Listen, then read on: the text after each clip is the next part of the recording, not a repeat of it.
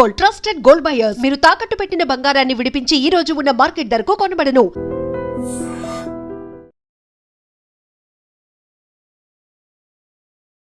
నమస్కారం, welcome to I dream. ధర్మ మార్గం విత్ విజిత కార్యక్రమానికి స్వాగతం.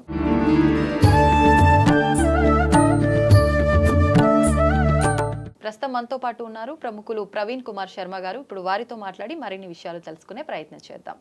నమస్కారం అండి. నమస్కారం అమ్మా, ఎలా ఉన్నారు? బాగున్నాను, మీరు ఎలా ఉన్నారు? బాగున్నాను తల్లి. మనకి ఇప్పుడు గురువులు అని చెప్పి మాట్లాడుకుంటూ ఉంటాము, కానీ అసలు గురువులు అంటే ఎవరు అనే విషయానికి వస్తే అదొక క్వశ్చన్ మార్క్ లాగానే ఉంటుంది ఈ మధ్య కాలంలో. అంటే స్కూల్లో ఉన్న పిల్లలు వాళ్ళకు పాఠం చెప్పిన వారే గురువు అని చెప్పి భావించాలా, లేదు అంటే ఇప్పుడు మీలాంటి వారు ఉన్నారు, మీకు ఇలాంటి ఉపాసన విద్య ఇవి నేర్పిన వాళ్ళని మీరు గురువుగా భావించాలా? అసలు ఎవరు గురువుగా భావించాలి? నిజమైన అంటే గురువుతో మనం ఎలా కృతజ్ఞతగా ఉండాలి అంటుంటారు కదా, తల్లి తండ్రి గురువు వీళ్ళ ముగ్గురి తర్వాతే భగవంతుడు అని చెప్పి. అసలు అంటే ఇంత ప్రాధాన్యత ఇచ్చారు అంటే గురువుకి చాలా ప్రత్యేక స్థానం ఉందని అర్థమవుతోంది. మనకి ఎట్లాగో ఇప్పుడు గురు పౌర్ణమి కూడా రాబోతుంది. మరి ఈ గురు పౌర్ణమి రోజు అసలు గురువు ఎవరో తెలిస్తేనే కదా మనం గురువుకి కృతజ్ఞత తెలుపుకునేది. ఆ విషయాలన్నీ కూడా తెలియజేయండి. తల్లి, గురువుల్లో రకాలు ఉన్నారు తల్లి. 3-4 టైపులుగా మనం డివైడ్ చేసుకోవాలి.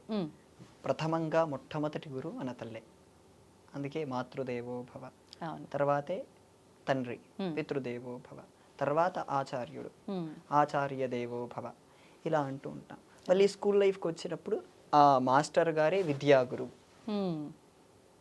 ఆ మాస్టర్ గారు ఏది చెప్తే ఆయన, నిజానికి మనం ఇంట్లో ఉండటం కంటే స్కూల్లో మాస్టర్ గారు చెప్పిన పాఠాలే మనకు గుర్తొస్తాయి. ఎక్కువ సమయం కూడా ఉన్న డేలో అంతా స్కూల్లోనే ఉంటుంది.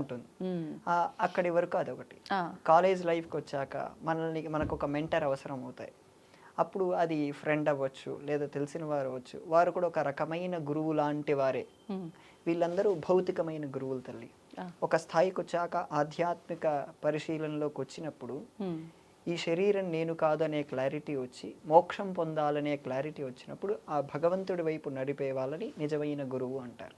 దీనికి శంకర భగవత్పాదులు వారు ఒక ప్రశ్నోత్తర మాలిక అని వారు ఒక రాశారు. వారే ప్రశ్నలు వేసుకుంటారు, వారే సమాధానాలు చెప్తారు.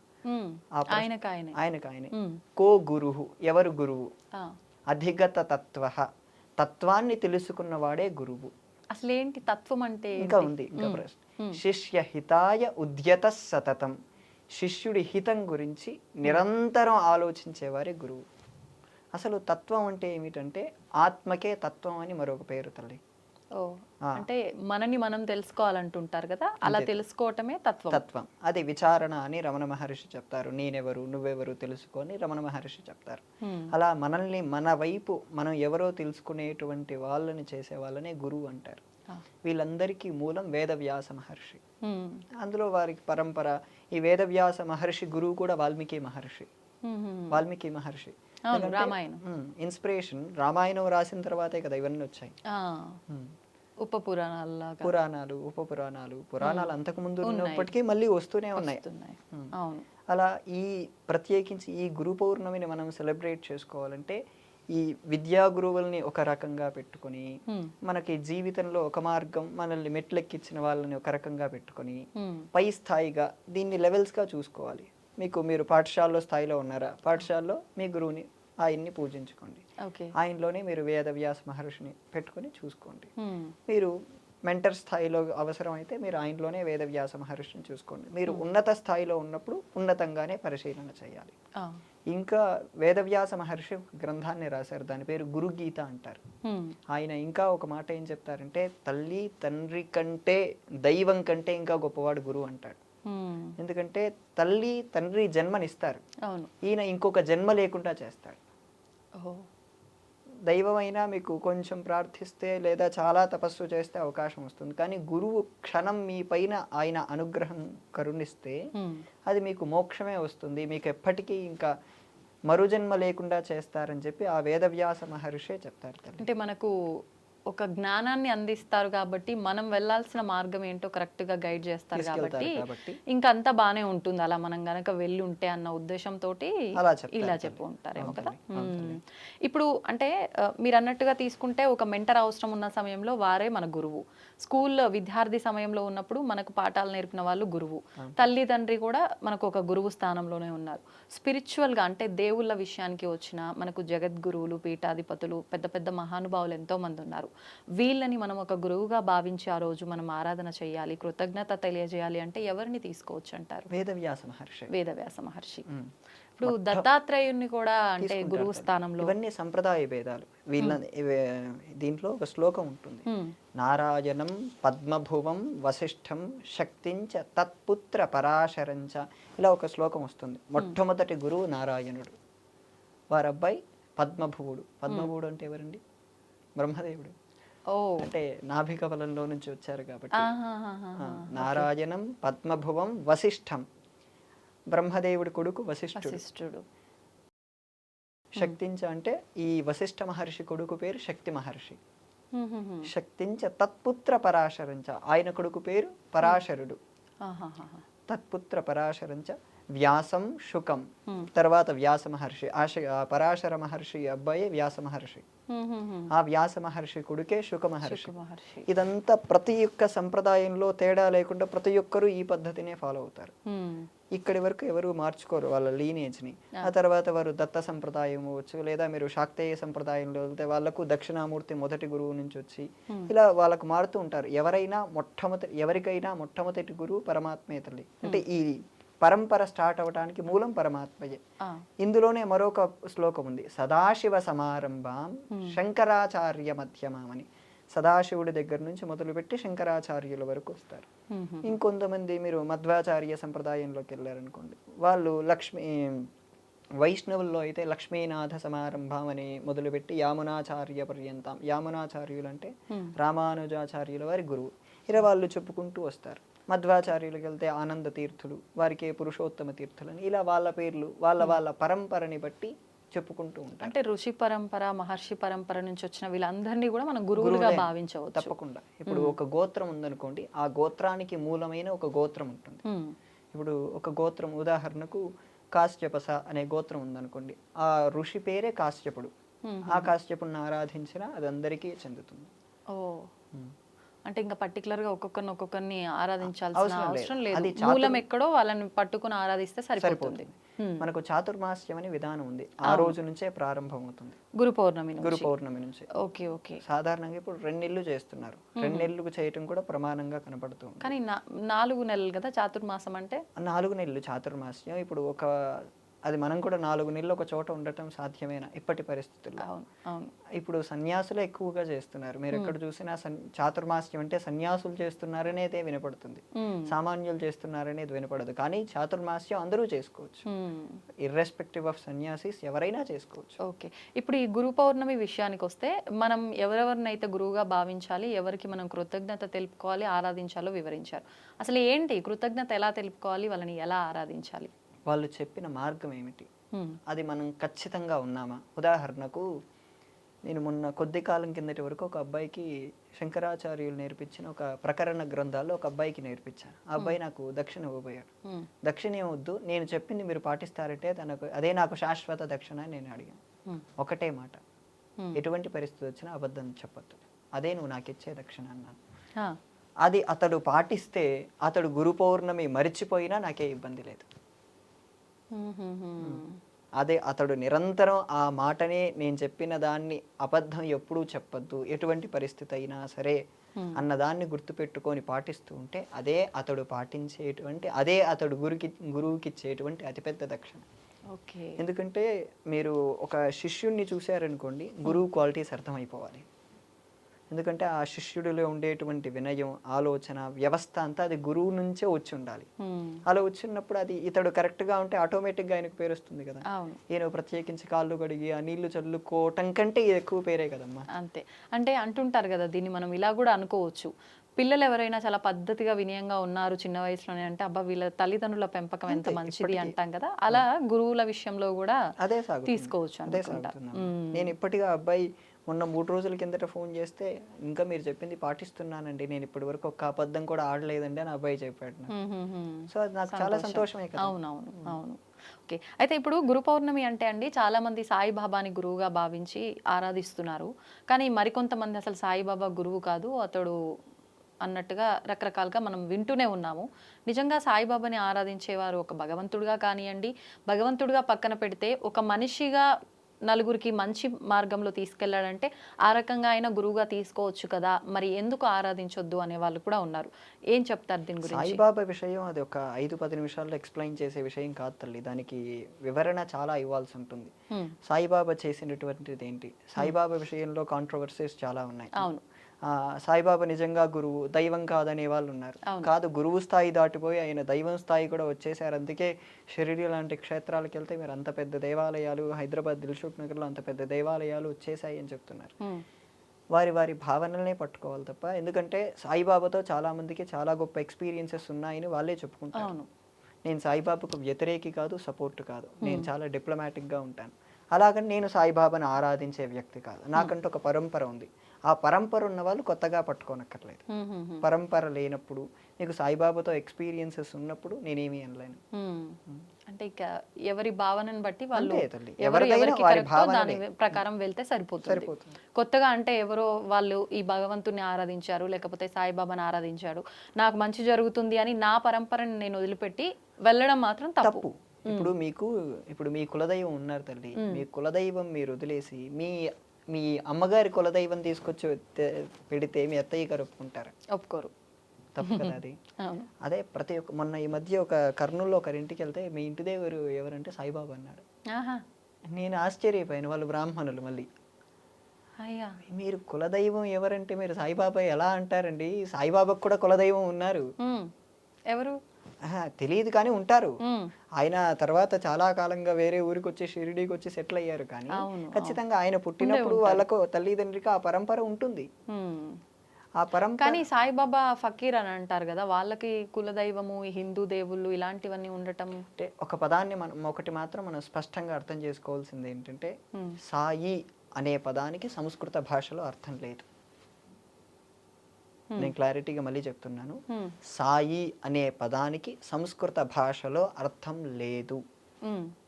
లేకపోవడం వల్ల దాన్ని ఎలా అర్థం చేసుకోవాలి? సాయి అనే పదానికి మనకు అరబిక్లోనే అర్థం దొరుకుతుంది. అరబిక్లో మీరు చెప్పిన అర్థం, ఆయన పేరు ఫకీర్ అనే అర్థం అరబిక్లో వస్తుంది. అరబిక్ భాషలో ఆయన్ని ఫకీర్ అంటారు. అంటే దాని ఉదాహరణగా తీసుకొని అందుకే ఆయన ముస్లిం అనటం, లేదా ఆయన దాంట్లోనే పడుకోవటం, దర్గాలోనే పడుకోవటం, అల్లా అచ్చా కరేగా అని చాలా పదాలు వాడటం లాంటివి అక్కడి నుంచే చేశారు. అల్లానే మిమ్మల్ని బాగా జాగ్రత్తగా చూస్తాడని చేయటం కూడా అక్కడి నుంచే జరిగింది. ఓకే, అంటే ఇలా కూడా అనుకోవచ్చు కదా, కొంతమంది ఇలా అనే వాళ్ళు కూడా ఉంటారు, హిందూ ముస్లిం ఇదంతా ఏం లేదు, ఒకప్పుడు అంతా హిందువులే, మధ్యలో ఈ మతాల మార్పిడి వల్ల ఇది ఒక జోనర్ ఏర్పడింది సపరేట్గా, అందుకని చెప్పి అప్పట్లో అంతా ఒకటే కాబట్టి ఆయన ఆ విధానాన్ని ఆచరించి ఉంటాడేమో, ఆయన ఫకీర్ కాదు ఏది కాదు ఆయన మానవుడు మాత్రమే, ఇలా మాట్లాడేవాళ్ళు. మానవుడైతే ఇప్పుడు పూజ చేయటం ఎందుకు అప్పుడు? కరెక్ట్. కాకపోతే ఇప్పుడు మీరు ఇందాక చెప్పినట్టుగా ఆయన చూపించిన కొన్ని మహిమలు, ఆయనతో ఉన్న అనుబంధాలు, ఆయన చేసిన విధానం అంతా కూడా చూసిన వాళ్ళు దేవుడిగా భావిస్తారు అంటారు కదా. ఫస్ట్ ఎవరైనా మనిషి రూపంలో వచ్చి సహాయం చేసినా మనం దేవుడిగా భావిస్తాం కదా, అలా అని చేస్తున్నారేమో అనే వాళ్ళు కూడా ఉంటారు. 2 రకాల క్లారిటీలు ఇస్తాను. మీరు ఇప్పుడు అడిగిన దాంట్లో నాకే 2 ఆన్సర్లు వచ్చాయి. ఒకటి, అప్పుడు మతాలు ఏం లేవన్నారు. ఆ మతాలు లేకపోతే ఇస్లాం భారతదేశంలోకి వచ్చేది కాదు. ఇస్లాం అనే మతం పుట్టింది కాబట్టి భారతదేశంలోకి వచ్చింది. ఇస్లాం అనేది లేనప్పుడు, లేదా క్రిస్టియానిటీ అనేది ఆ రెండూ లేనప్పుడు భారతదేశంలో కేవలం సనాతన ధర్మమే ఉండేది. ఆ క్లారిటీ మనందరికీ ఉంది. అంతకు ముందు బౌద్ధము ఇక్కడే ఉండేది, జైనము ఇక్కడే ఉండేది, ఇంకా ఈ వీళ్ళు జ్యూస్ ఇక్కడే ఉండేవారు. వీళ్ళకప్పుడు మతాలు ఆ సిద్ధాంతం అనేది తెలియదు. ఈ 3 మతాలు కూడా ఇక్కడ లేనప్పుడు అప్పుడు కేవలం సనాతన ధర్మం అనే పదం కూడా జీవన విధానంలో ఉండేది. సో మీరు ఇప్పుడు చెప్పిన పద్ధతి కూడా తప్పు. ఎందుకంటే అప్పటికే సాయిబాబా ఉన్న కాలంలో భారతదేశం పరాయి వాళ్ళ చేతుల్లో ఉంది. ప్లస్ అప్పుడు మతాలు స్పష్టంగా ఉన్నాయి. ఆయన అందులో వాళ్ళ మతంలోనే దాంట్లోనే పడుకున్నాడు. మనం ఒక విషయాన్ని స్పష్టంగా అర్థం చేసుకోవాల్సింది అంటే సాయిబాబా సాధన చేశాడు, ఆ క్లారిటీ అందరికీ ఉంది. ఆ సాయి సచ్చరిత్ర, కిరాల భరద్వాజ్ లాంటి వాళ్ళు రాసిన పుస్తకాలు చదివితే, లేదా అంతకంటే ముందు షిరిడి సంస్థానం వాళ్ళు ప్రచురించిన పుస్తకాలు చదివితే సాయిబాబా సాధన చేశాడు. కానీ ఆయన పరంగా మనకు వారి భావనలు, వారి భక్తులు ఎలా భావన చేస్తారో అనే దాన్ని అంటే వారు తిరిగిన విధానము, మాట్లాడిన విధానం అంతా కూడా ఒక ఫకీర్ లాగా మనకు అర్థమవుతుంది. మరి కొంతమంది బ్రాహ్మణుడు అని కూడా అంటారు కదా, మరి ఇది దేన్ని ఉద్దేశించి అని ఉంటారంటారు? అది నేను ఒక చోట విన్నాను. ఆ వాళ్ళ ఊరు, ఆయన వెళ్ళిన ఊరు, ఆ కొంతమంది అలా రీసెర్చ్ చేసి చెప్పారు, కానీ దానికి సరైన అథెంటిసిటీ లేదు. బ్రాహ్మణుడు అనే పదానికి ఏంటంటే జన్మతః కాదు, జన్మతః అయినప్పటికీ దాన్ని పాటించాలి. దాన్ని పాటించకపోతే ఏమవుతారు? అంతే, ఇబ్బందులు పడాల్సి. ఇబ్బంది కాదు, దాన్ని బ్రహ్మబంధు అంటారు వాళ్ళని శాస్త్రంలో. అంటే ఉదాహరణకు ఒక బ్రాహ్మణ కుటుంబంలో పుట్టిన వాళ్ళు 3 తరాలు వాళ్ళ ఆచారాన్ని పాటించకపోతే వాళ్ళు బ్రాహ్మణులుగా పిలువబడరు. ఉదాహరణకు ఒక వ్యక్తి ఉన్నాడు, ఆ వ్యక్తి కంటే 3 తరాల వాళ్ళు, వాళ్ళ తాత, వాళ్ళ నాన్న, అతను ఆ బ్రాహ్మణ సంబంధితమైన ఆచారాలు ఏవి పాటించలేదనుకోండి, వాళ్ళకు పుట్టబోయే బిడ్డలు ఎవరు బ్రాహ్మణులు కాదు, డైరెక్ట్గా శూద్రులే అవుతారు. ఎందుకంటే వాళ్ళకి ఆచార పరంపర పోగొట్టుకున్నారు. వాళ్ళకు సంధ్యావందనం అని, గాయత్రి జపమని, అగ్ని కార్యం అని, ఇలా రకరకాలుగా ఉంటాయి ప్రతిరోజు చేయవలసినవి. ఈ రోజు నేను మీ దగ్గరికి వచ్చేసరికి నా 2 కాలాలు సంధ్యావందనం అయిపోయింది, ఇంకొక కాలం నేను వెళ్ళే సాయంత్రం చేయాలి. ఇలాంటివన్నీ రోజు చేయాలి. నిత్య కాలార్చన, నిత్య పూజ అనేది ఖచ్చితంగా చేయాలి. అవన్నీ చేయకపోతే వారికి ఖచ్చితంగా ఆ పద్ధతి నుంచి బయదొలిగి వాళ్ళు బ్రహ్మబంధు. కానీ బ్రహ్మబంధు అంటే వారు పూర్వం బ్రాహ్మణులు, ఇప్పుడు బ్రాహ్మణులకు బంధువుగా మిగిలారు అవుతారు. సో సాయిబాబా అనేటువంటి వ్యవస్థ వేరు, అది మాట్లాడాలనుకున్నా అది, ఎందుకంటే దాంట్లో సగం మంది పాజిటివ్గా ఉన్నారు, సగం మంది నెగిటివ్గా ఉన్నారు. నేను మొన్న ఒక కళ్యాణ మండపంలో ప్రవచనం చెప్పడానికి వెళ్ళాను తెనాల్లో. సాయిబాబా ఆలయం కడదామని చెప్పి అందులో ఉండే ఒక ఫ్రెండ్ సడన్గా అన్నాడు, వాళ్ళందరూ వయస్సులు అనగానే ఒక ఆయన ఉండి దానికి కావాల్సిన గ్రానైట్ మొత్తం నేను ఇప్పిస్తాను, ఇంకొక ఆయన ఉండి దానికి కావాల్సిన ఇసుక, సిమెంటు, కంకర అన్నీ నేను ఇప్పిస్తాను, ఒక ఆయన ఉండి ఆ విగ్రహం మొత్తం నేను తెప్పిస్తాను. మొత్తం 10-15 మంది అరగంటలో కావలసిన సామాన్లన్నీ వస్తాయని చెప్పి వాగ్దానం చేశారు. 6 నెలల్లో గుడి కడతామని కూడా ఒప్పుకున్నారు. అంటే వ్యవస్థ అంత పెద్దగా ఉంది అక్కడ. నాకు తెలిసిన ఒక ఆయన గుడి కట్టడానికి 4 ఏళ్ల నుంచి ఇంకా పోరాడుతూనే ఉన్నారు శివాలయం కట్టడానికి. స్టిల్ ఆయన దగ్గర ఫండ్స్ తక్కువగానే ఉన్నాయి. ఎలా తీసుకోవచ్చు అంటారు దీని అంతటిని? మరి తీసుకోవాలండి, చాలా రకాలుగా తీసుకోవాలి. ఇప్పుడు అంటే 2 రకాల విధానాలు మీరు చెప్పారు, అంటే అసలు ఎలా తీసుకోవాలి? అని నిజంగా సాయిబాబా మహిమలు ఉన్నాయి కాబట్టి ఇలాంటి భక్తులు ఉన్నారు, అందుకే ఆయనకు తొందరగా అయిపోయింది అనుకోవాలా? లేకపోతే అసలు మంచిని తొందరగా గ్రహించలేరు కాబట్టి శివాలయానికి ఆయనకు ఫండ్స్ రావట్లేవు అనుకోవాలా? ఎలా తీసుకోవచ్చు అంటారు? దీన్ని 3-4 రకాలుగా తీసుకోవాలి, 2 రకాలనే కాదు. నిజంగా సాయిబాబా సాధన చేశాడు తల్లి. సాధన చేయకపోతే ఇంతమందిని అట్రాక్ట్ చేయకపోవటం అనేది కాదు. ఎందుకంటే కొన్ని కోట్ల మంది, ఈవెన్ చాలా మంది నాకు తెలిసిన బిలీనియర్స్ కూడా సాయిబాబాని పూజిస్తారు. ఎందుకంటే వాళ్ళు చెప్తున్నారు మాకు సాయిబాబా వల్ల మహిమలు కలిగాయని అని చెప్తున్నారు. నేను వాటిని తప్పు పట్టలేను, ఎందుకంటే 90% తప్పు అయి ఉండొచ్చు, కానీ 1% అయినా కరెక్ట్ అయి ఉండొచ్చు కదా. ఆ 1% పట్టుకొని మనం ముందుకెళ్తూ ఉండాలి.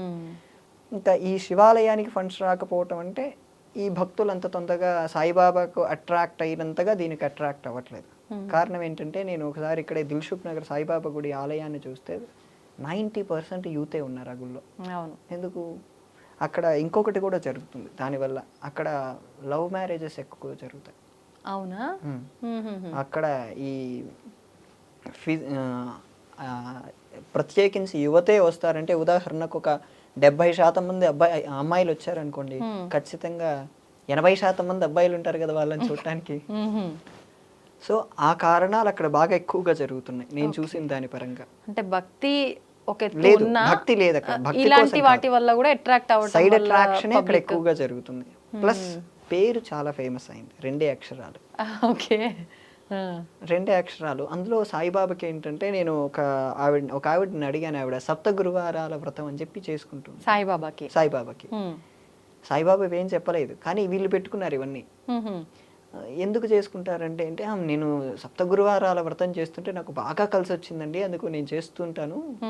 అందులో నేను వేరే వరలక్ష్మి వ్రతం లేదా మిగతా వ్రతాలు చేసుకోవాలంటే నాకు నియమాలు బాగా ఎక్కువ, కానీ సాయిబాబా అనుకోండి నియమం ఏమి ఉండదు, ముట్టుకోవచ్చు అనే క్లారిటీతో చేస్తున్నారు. అందులో ఒక చాలా పెద్ద తప్పు సాయిబాబా గుళ్ళలో చేస్తున్నారు. ఏంటండి? సాయిబాబా ఇలా కాలు పైన కాలు వేసుకొని కూర్చుంటాడు కదా, అవును. ఆయన పైన తలపై నుంచి పాలు పోస్తే ఈయన కాళ్ళ ద్వారా ఆ పాదాల కింద శివలింగం పెట్టుంటారు. అన్ని గుళ్ళల్లో కాదు, చాలా తక్కువ గుళ్ళలో, బట్ నేను చూశాను అది. Okay okay. అక్కడ ఆయన పాదాల కింద శివలింగం ఉంటుంది. ఈ పాదాల ద్వారా వచ్చే పాలు శివలింగం మీద పడాలన్న ఉద్దేశంలో కొంతమంది ఏర్పాటు చేశారు. దీన్ని ఏమనాలి? కొంతమంది స్పష్టంగా సాయిబాబా వెనుక అల్లా అచ్చా కరేగా అని రాశారు. ఏమనాలి?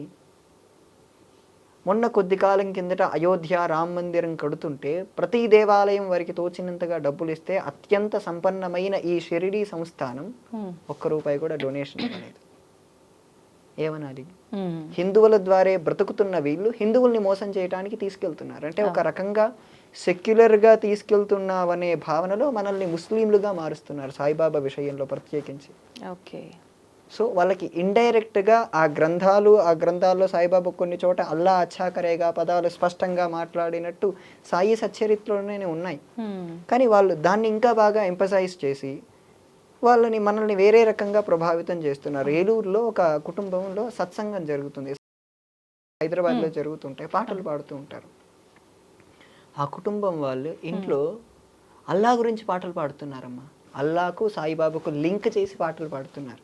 అంటే వాళ్ళకు తెలియట్లేదు, వాళ్ళు భక్తిలో లేదా ఒక ఇల్యూషన్లో ఉన్నారు.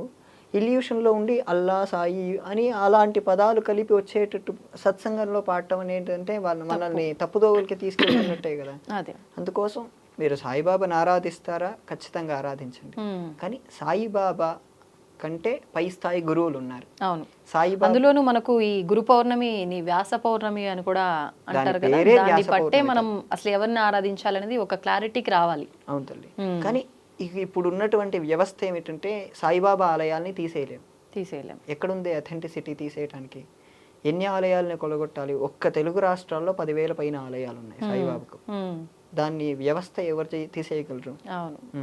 కానీ ఏంటంటే అవేర్నెస్ తీసుకుని రావాలి. నీకు ఆ మతానికి దీనికి సంబంధం లేదు, నువ్వు ఆరాధించాలా, నువ్వు సాయిబాబాను పట్టుకుంటావో పట్టుకో, అది ఎవరికి సంబంధం లేదు. కానీ సాయిబాబా హిస్టరీ ఇది, సాయిబాబా ఇలా చేశాడు, ఆయన మహత్యాలు ఇవి, అవి నువ్వు వివరంగా చెప్పాలి. వివరంగా చెప్పినప్పుడు అది వాళ్ళు ఎలా తీసుకుంటారు అనే దాన్ని బట్టే వాళ్ళు చూడాలి తల్లి. అందులో ప్రత్యేకించి ఈ సాయిబాబా పౌర్ణమి అయిపోయింది, గురు పౌర్ణమి. అవును అవును. వాళ్ళు ఆ రోజు జనాల్ని అట్రాక్ట్ చేయడం కోసం అన్నదానాలు వంటివి చేయటం. ఒక్కొక్క గుడి దగ్గర సాధారణంగా 200 మంది అన్నదానం తీసుకుంటారు. అన్నప్రసాదం స్వీకరించిన అది ఎంత లేదన్నా మొత్తం 10,000 గుళ్ళలో 2 లక్షల మంది పైనే తింటున్నట్టు కదమ్మా. సో వ్యవస్థని ప్రస్తుత పరిస్థితుల రీత్యా తీసేయలేము సాయిబాబా వ్యవస్థని, కానీ అవగాహన మాత్రం తీసుకుని రాగలరు. వాస్తవం ఇది మాత్రం. అంతేలేండి. అంటే ప్రతి ఒక్కరూ ఎవరేం చేస్తున్నారు అనే ఒక ఎరుకతో ఉండి జాగ్రత్త పడితే మాత్రం మీరు అన్నట్టుగా అవేర్నెస్ వస్తుంది. ఒకరి ద్వారా ఒకరికి, ఒకరి ద్వారా ఒకరికి అసలు ఎవరు ఏంటి అనే వాస్తవం తెలుస్తుంది. కాబట్టి దాని నుంచి ఎవరు ఏం చేయాలనేది వాళ్ళకే తెలుస్తుంది, అర్థమైపోతుంది. థ్యాంక్ యూ అండి, చాలా చక్కటి వివరణ ఇచ్చారు. నమస్తే. తవ్వుతూనే శివలింగం సరే దాన్ని అట్లా కప్పేసేయండి, చూపించదండి. మూర్తి పూజ కాదు, సాక్షాత్ బ్రజేంద్ర నందన భగవాన్ ఉన్నారు మూర్తిలో. ఏమీ ఆశించకుండా ఆరాధించే వాళ్ళు కూడా ఉన్నారా ప్రభుజీ? నిజమైన భక్తి అంటే మనకు తెలియదు కాబట్టి